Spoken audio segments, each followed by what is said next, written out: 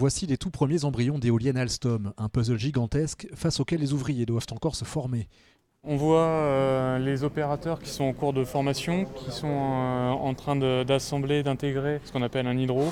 Donc c'est une centrale de refroidissement de la partie active du générateur.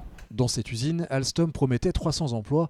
Ils ne sont qu'une vingtaine pour l'instant, car le constructeur n'a que 6 commandes fermes, l'une pour le Danemark, les 5 autres pour la côte est des États-Unis.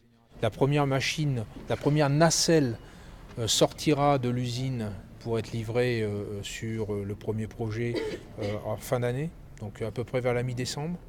Et on doit avoir fini et livré les 5 machines pour le projet américain pour fin avril 2016. Et puis ensuite, il va falloir qu'on continue à travailler commercialement pour voir si on est capable de remplir la période entre la fin de ces projets-là et puis le début des premiers champs français avec EDF.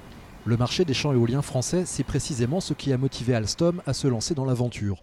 Un marché presque acquis, mais tant que les enquêtes publiques ne sont pas achevées, la prudence est de mise. En cas de vent favorable, Alstom pourra construire ici 100 machines par an, une toutes les 60 heures.